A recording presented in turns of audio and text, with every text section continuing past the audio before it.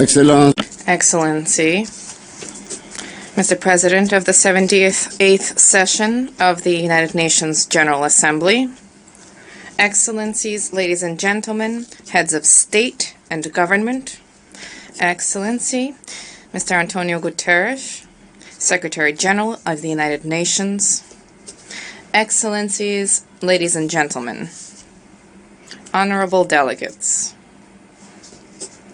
Mr. President,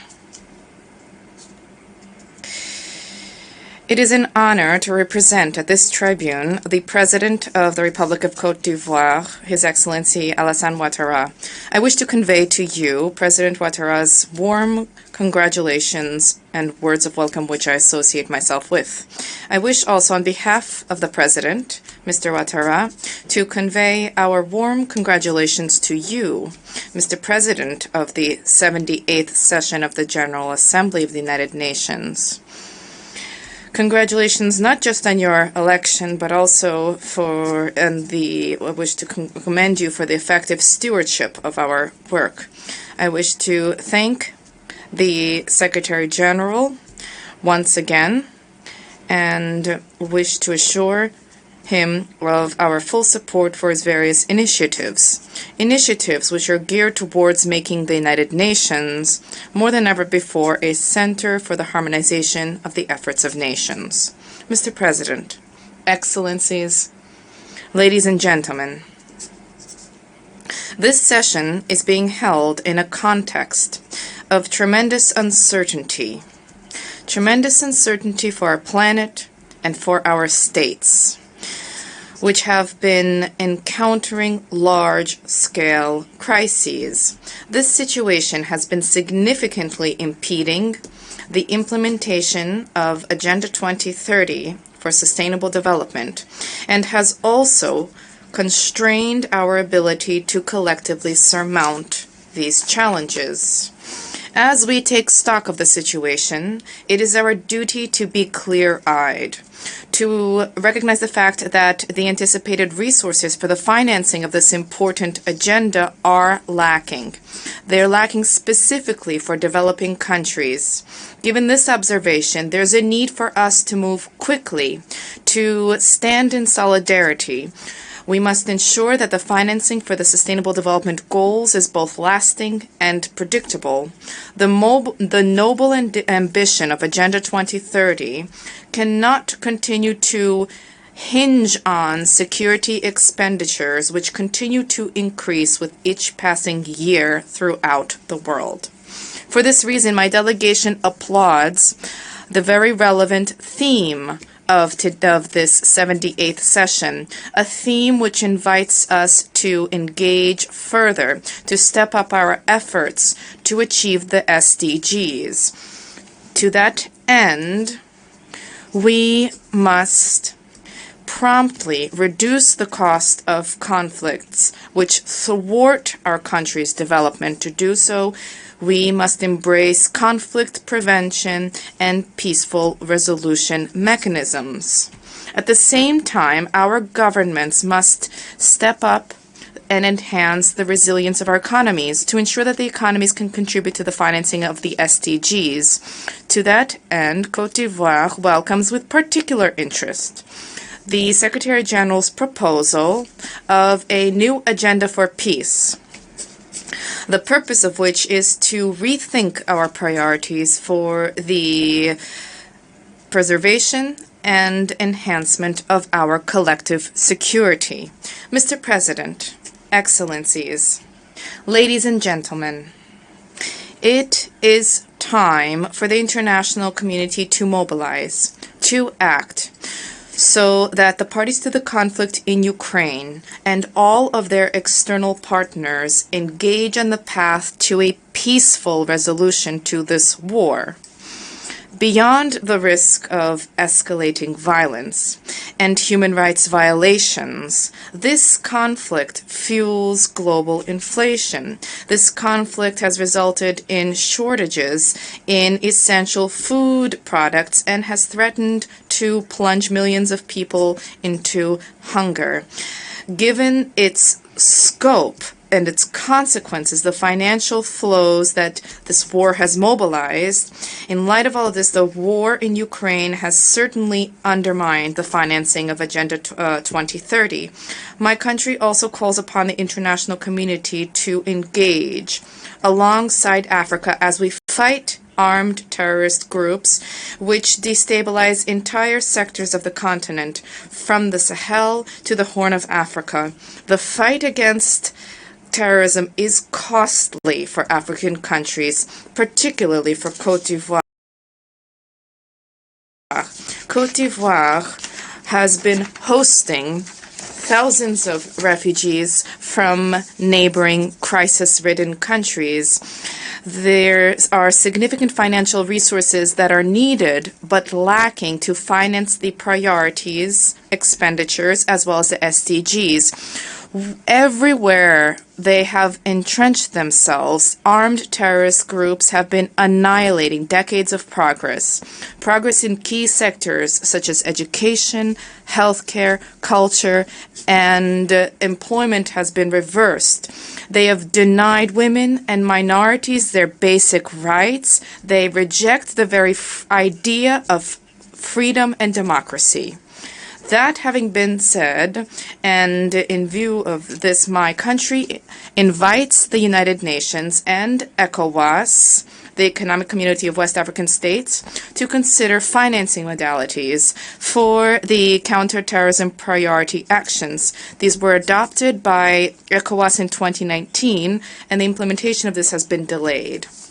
Côte d'Ivoire has been seeing to the effective operations of the Jacquesville International Academy for Counterterrorism. This academy was established with the support of both bilateral and multilateral partners, and the academy also currently enjoys a stellar reputation. Mr. President, Excellencies, ladies and gentlemen, climate change persists as a challenge and has significantly impacted economies and our ability to tackle the challenge of development financing. Developing countries such as Côte d'Ivoire have contributed marginally to climate change, and yet we are disproportionately affected, and we pay the highest price. We are an agricultural country, and my country has an ambition to step up the fight against the consequences of climate change in order to boost the resilience of our population. First and foremost, the aim is to improve sustainable management of natural resources and biodiversity, and subsequently, we aim to cultivate in our population a civic awareness for the preservation of the environment and the advancement of sustainable development. To that end, we urge partners who have adopted a commitment alongside us during COP 15, organized in Abidjan in May 2023, to pursue their support for the implementation of the Abidjan Initiative, which is also called the Abidjan Legacy Program. This hallmark initiative for land restoration, for the preservation of the biodiversity, and for the development of responsible agriculture is an opportunity for both current and future generations. In light of current challenges, bilateral and multilateral partners need to meet their financial commitments under the Paris Climate Agreement. They should thereby facilitate the entry into force of the Loss and Damage Fund, which was established during COP27 in Egypt. Côte d'Ivoire welcomes the success of the African Summit on Climate, held in Nairobi on the 5th to the 6th of September 2023. And we applaud the exceptional mobilization of Africa to have our voice heard during the forthcoming COP28 in Dubai.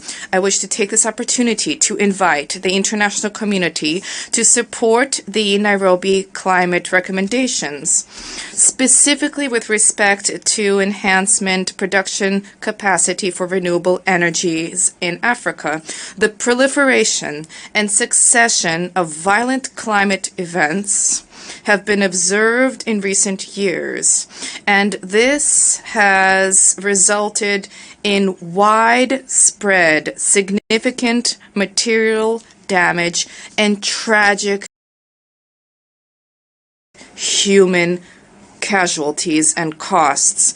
These ravages are a consequence of our climate inaction, and it wipes out progress achieved in the area of the SDGs, specifically for the most vulnerable countries, the countries most vulnerable to climate change. This reflects just how much the fight against climate change will require greater solidarity, as well as resources dedicated to the financing of the SDGs, and will also require that both our economies and our societies adapt. Mr. President, the COVID-19 pandemic has revealed the fragility of our health systems and has, among other things, slowed down the pace of economic growth in Africa. COVID-19 has also served as a reminder of the importance of forging meaningful international solidarity to tackle the multifaceted threats which humanity continues to face. The repercussions of COVID-19 continue to loom over our economies and affect our capability to address urgent social demands. We must draw lessons from the threat that can once again imperil the entire world. For this reason, my delegation welcomes the conduct during this session of high-level meetings on pandemic prevention, preparation, and response, as well as on the fight against tuberculosis, as well as on universal health coverage. Turning to universal health coverage, I wish to recall the fact that my country has adopted a regime entitled Universal Health Coverage. This entered into force in October 2019. I hope that the sharing of experience during this session will offer an opportunity for our health coverage systems to be enhanced. Mr. President, Excellencies, ladies and gentlemen, under the aegis of the President of the Republic, Côte d'Ivoire has been shoring up our democratic progress. This has been attested to recently by the smooth conduct of recent municipal, regional, and senatorial elections, which we organized respectively on the 2nd and 16th of September 2023. These elections saw large turnout with all political parties participating. They were carried out in a transparent and calm way, thereby demonstrating the political maturity of the people of Côte d'Ivoire. Stability, peace, and democracy which reign in Côte d'Ivoire have allowed the President of Côte d'Ivoire, His Excellency Mr. Ouattara, to pursue his efforts towards the transformation and modernization of his country. There has been remarkable progress achieved by Côte d'Ivoire in all sectors. This has fostered significant headway in the achievement of the SDGs. The solidity of the Ivorian economy has helped to significantly reduce poverty rates, which are presently at approximately 36.5% as compared to 56% in 2011. These rates should continue to move downwards and drop to 20% by 2030. At the same time, since 2015, there has been an ambitious program in place of productive social networks to assist the most vulnerable households. In the same vein, the government adopted an ambitious social program, the PS-Gov. This program helps to counter social fragility. The policy of the government and successive national development plans have helped to improve progress towards the SDGs in Côte d'Ivoire.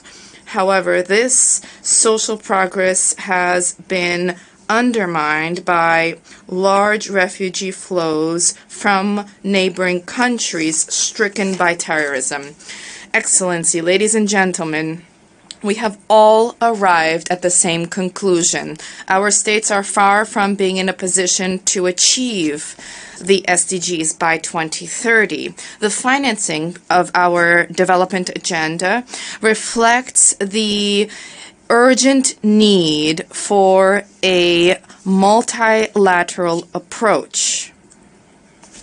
A multilateral approach, multilateralism, to tackle current global challenges. And there's also a need for us to consider the need to reform global governance at all levels and to restore the meaning of solidarity among nations, a principle dear to His Excellency President Ouattara, which we were also invited to embrace by the Secretary General, Mr. Antonio Guterres, in his opening statement for this session. Thank you.